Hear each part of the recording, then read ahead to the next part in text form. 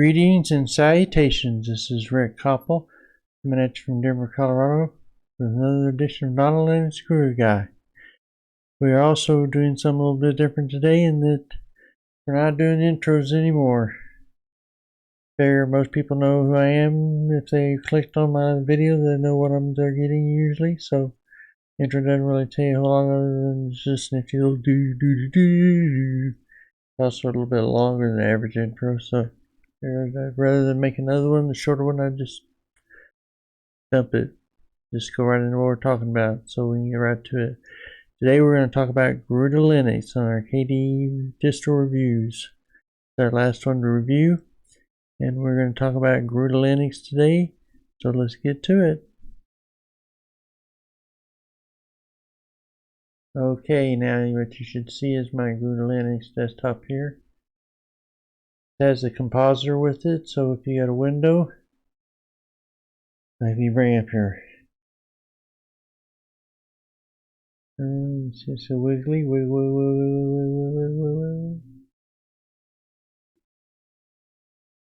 So anyway, we got that. That's what it looks like out of the box. It's got the ghost background, what they call the ghost background. It blurs whenever you defocus it.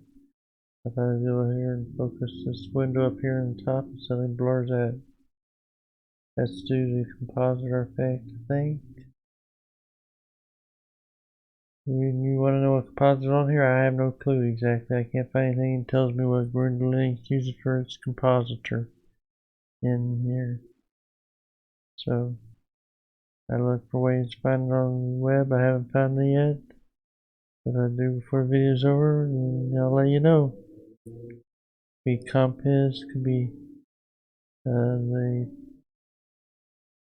Pico, whatever that one is. Or it could be Wayland, for all I know. Now, they do have a version of this which has Wayland on it. It's the Sway version of Garuda Linux. And so, if you want to really in love with Wayland or something like that, you might want to check that one out too. Also, you notice whenever you click on it to drag it around, it becomes more transparent. And so I'll do the compositing there. Here we go, setting. Setting is heavy.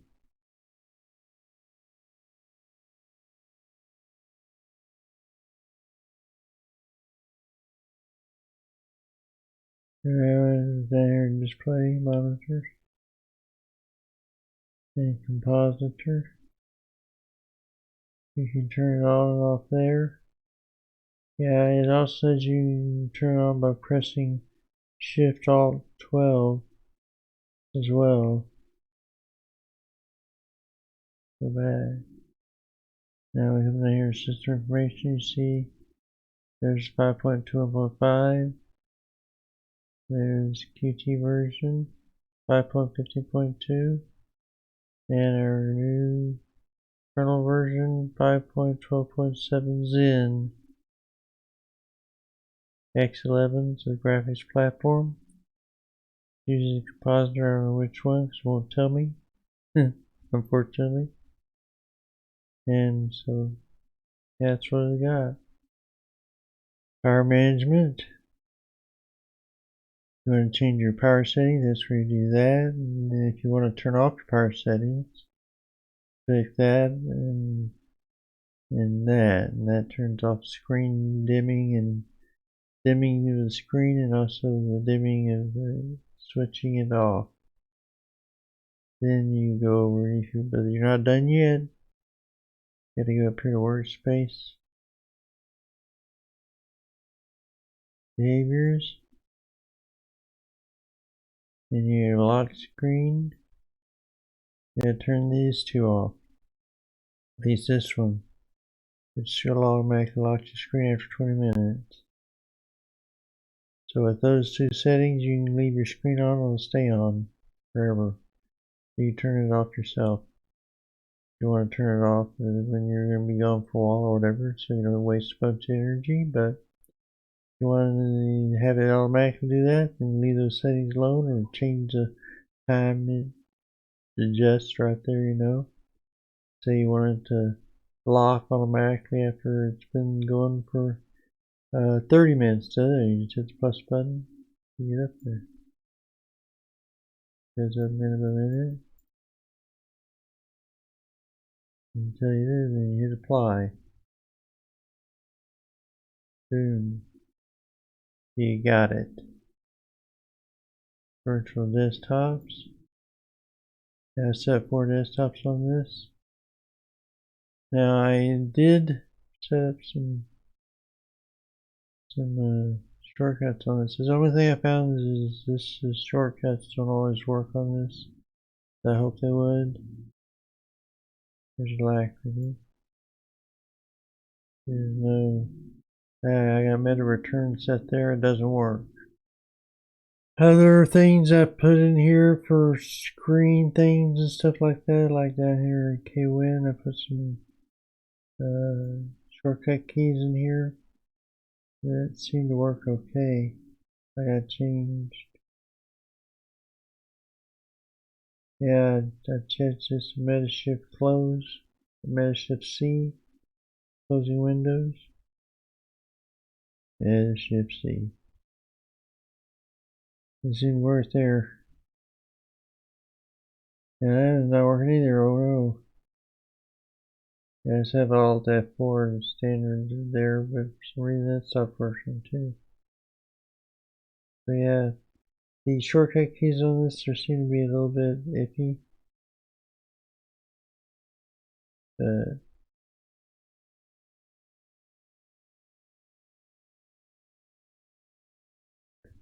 Roll down here to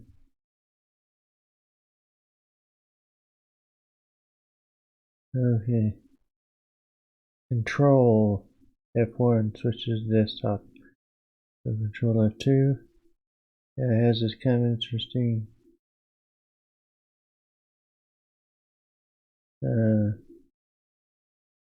spinning cube action. Part of the animation of the compositor. Now you can turn the compositor off by hitting Alt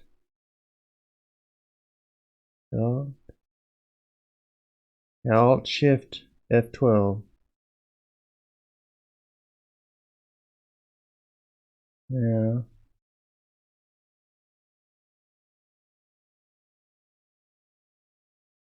you see all these racks like they're gonna be in a minute here.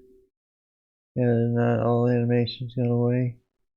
If I hit Control F2, switches to second desktop. Doesn't really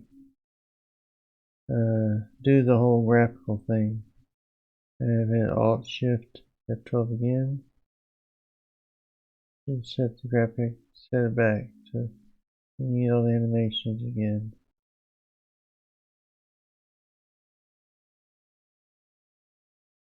And just like that.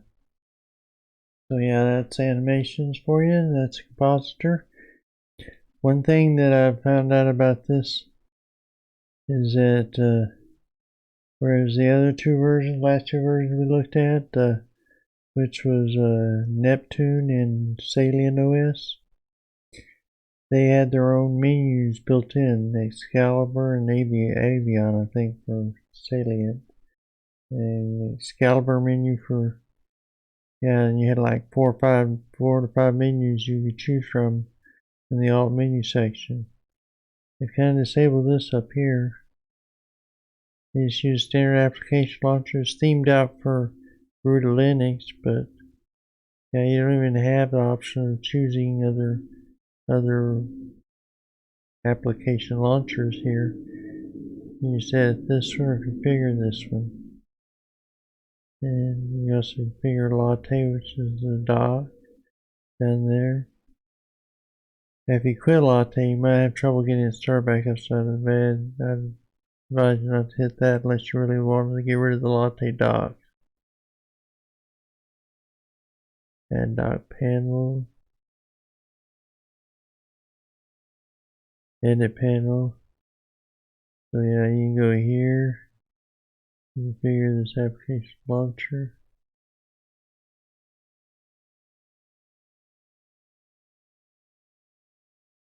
and adding switch tabs on hover, or sort application alphabetically, and show favorites in a grid or in a list, or allow a label to have 2 lines, power actions, session actions. Not sure exactly what the difference between those two are, but power actions are obviously anyway. It's a keyboard shortcut for the dock and this kind of stuff. So yeah, that's what you got there. That's your welcome screen, which initial screen if you want to get it to come up. Then you can say you can do a subsystem again if you wanted to. You can go to partition manager, time shift, system cleaner, add your software, quick access, root network system, root options, and root assistant, root settings manager, root gamer for separate games. But I think I remember that this had problems. I remember before. I don't know if it did this time. Try this out. Garuda Gamer. Okay, install Steam and all this stuff. A lot of it's already installed, I think. I don't play on Linux though.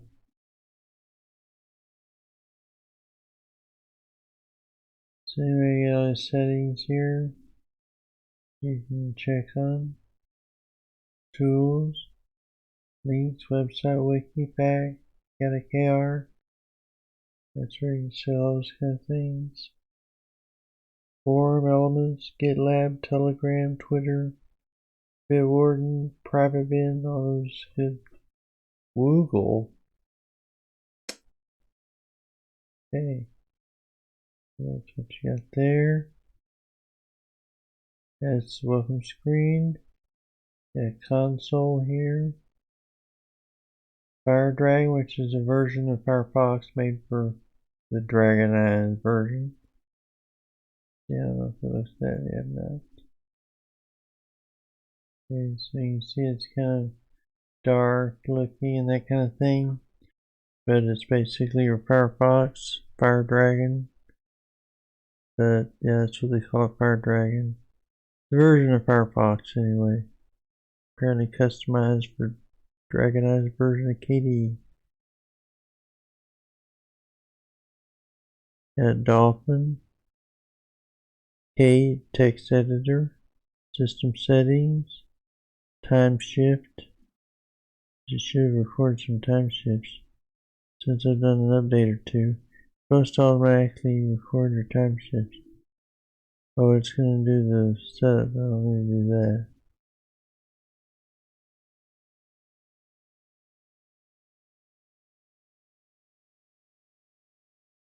There you are. So yeah, it's done 2 settings. I've done two updates. So it automatically does this. I didn't do anything. It just popped in. Boom. Right there. Soaring Spotted Eagle. And so if you have an update that doesn't work very good or have problems or something, it's always a kernel that has issues. You can always come in, you can reboot and select time shift previous update version before the update, and it'll do that. Pretty cool, huh? It does that without you even talking about it or setting anything up. It just does it automatically. That's kind of cool, I think. You have to worry about losing your system or that kind of thing. Always go back to previous version, the working version if you need to. I've had this. I did what you're not supposed to do with Arch. Update it very frequently. Usually I'd assume if there's updates to do, I'd do them, you know. So I always popped updates in and did them real quick. I saw them labeled up to a huge amount. I had to sit there and wait forever for the process. But found out from DT and some other YouTubers that it's not the best way to go about this. You want to not break your Arch system so easily. You don't want to update frequently. I'm not sure all the reasoning behind it and exactly why, but I think it has something to do with packages being installed more frequently, can break things if other things aren't updated at the same time. So when you have wait for, what I do is they say wait for a week or so before you update every week or something like that. But I just, whenever I have over 100 packages, then I update from there. Probably turns out to be about once a week, but sometimes the number of packages is more of a good guide as to when to update. So anytime I have over 100 packages or close to it, I'll update. It's been a week or so since I've updated last. I'll do it then. If it hits over 100 packages and it's been only half a week, then I'll do it then. The number of packages is more important than the amount of time you wait. So it works either way, I think. But you don't want to wait too long to update either, because then if you know anything about Arch-based systems, they build up their packages pretty quick. So if you waited a month to update, say, you're going to be sitting there watching it process a bunch of packages at one time. That can also break your system because you have this massive amount of stuff to install on there. So, okay, but before I knew that, I would frequently break the system. I've installed Garuda Linux on computers around my house before. Now the KDE version, I installed it. I gave up on it because I couldn't get some of the key bindings to work in it. One of the KDE versions I have trouble getting key bindings. So if you use key bindings, probably will have frustration on using this. Some of them work fine. The ones out of their pre-installed work fine. But if you add any, they may or may not work. Not like the Windows one. I think this was one of the pre-installed. Added some Windows because I think it comes pre-installed with 2 desktop entries in it. Added 4, so I had 4. You can add as many as you want. You have 10, 11, 12, I think 12 at least. So let's go take a look at the spreadsheet, see what we got, and we'll pull all this together. So here we are on our spreadsheet, on our KDE Plasma Distro reviews spreadsheet. Just finished Garuda Dragonized, which is Arch-based system. 5.21.5 on the KDE version. 5.820 on the framework. 5.50.2 on the Qt version. And we ended up with a 5.12.7 kernel, which on the Plasma version was pretty identical to Salient, except version number wise, but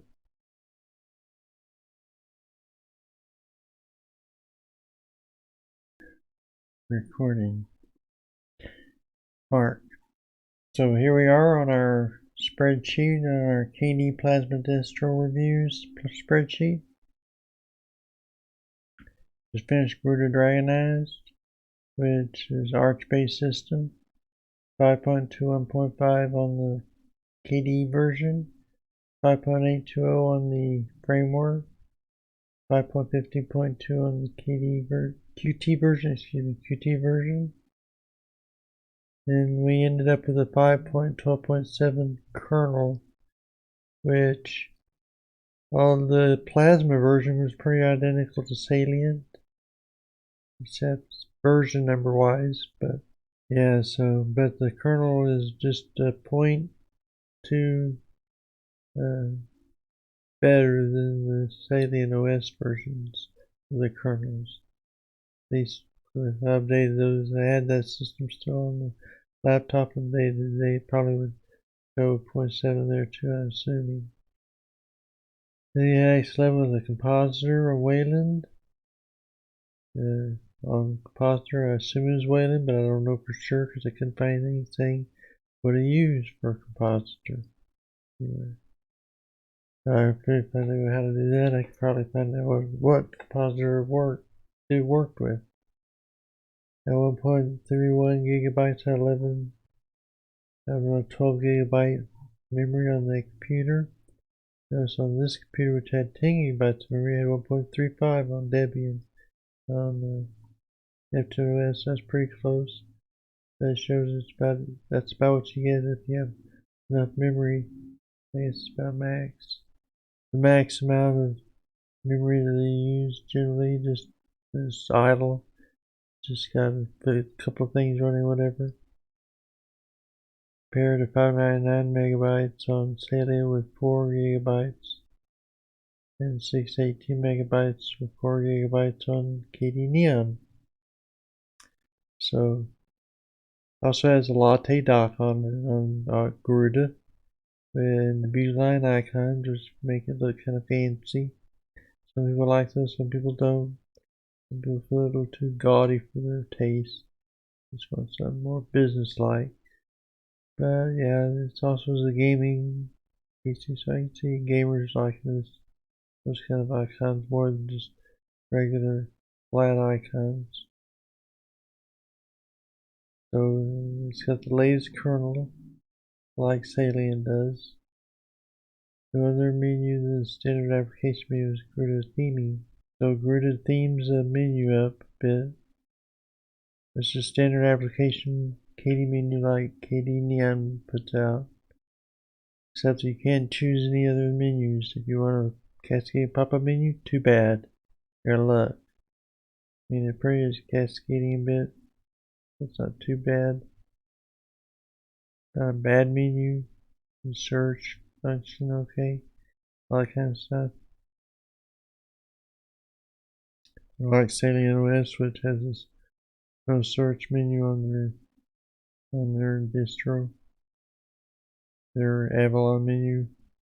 And sometimes I found some of the colors had functions and info, like in the H-top and things like that. Some other ones I had another spot, I don't remember exactly where it was, but another spot where I had issues.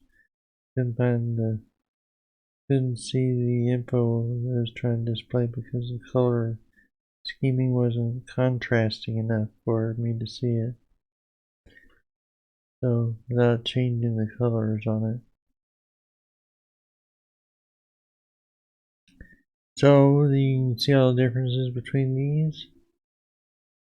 I put none for KDE Neon here because it's my base, so I was working from that and seeing how everything compared to that.